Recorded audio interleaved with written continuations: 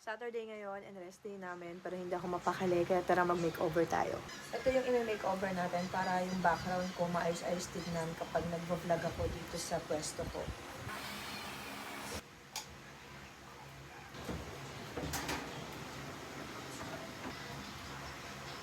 Ang daming abubot.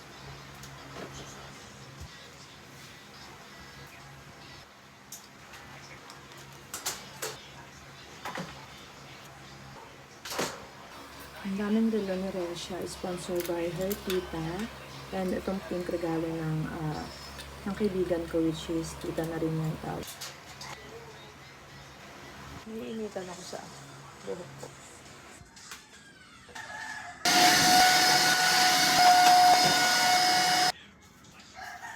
Ang tatamad na ako.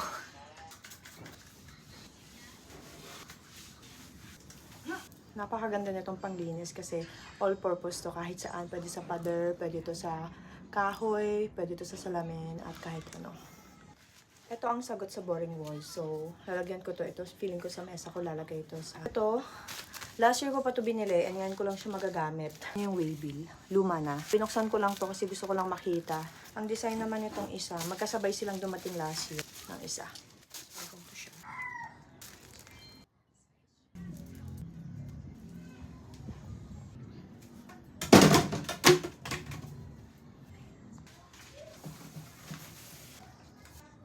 Madali siyang gupitin kasi meron siyang green.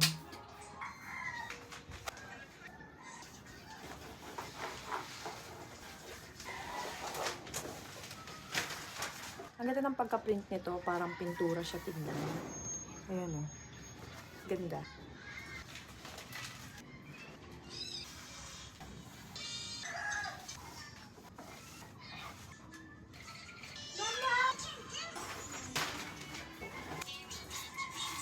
Ang ganda niya tignan. Look.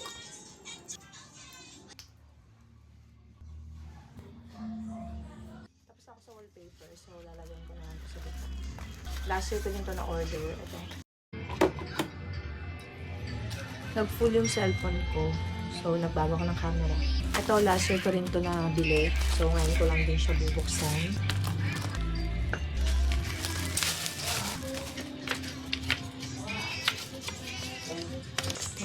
Gagawin tong frame. So, wood siya.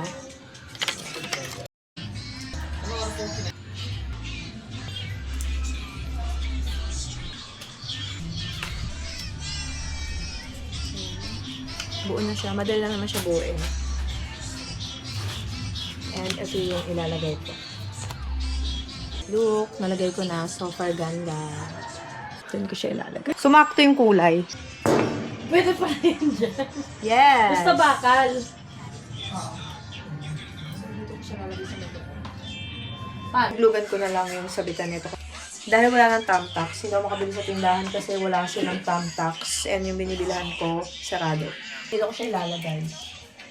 Dito po wala ko dyan. Wala, alam niyo ba guys, sakto yung kulay na binili ko. Kasi, ito nga sa inyo, matagal na tong binili ko last year pa. Tapos last year din to, nawala na rin sa isip kong ilagay. Ngayon ko lang naalala. And sakto siya. Look at guys. Super sakto yan. Galing. Ayun na nga. Sinaksak ko pero hindi ko inon. Hihintay tayo ulit. So, bali nag-ano lang ako ng tali. Kaya ano ko siya. Tatali ko.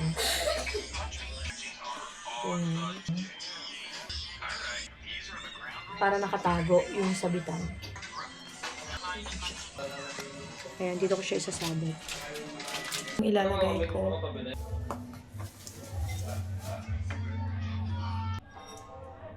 So, ganyan siya. Tabi niya siya. Gagawin ko, lalagyan ko ng glue gun.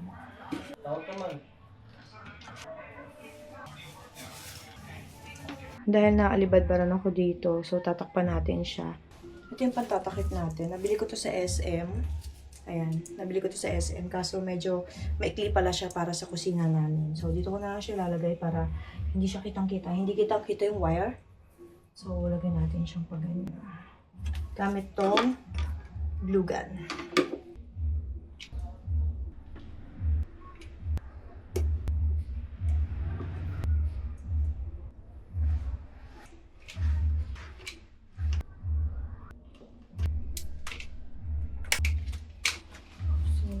na siya.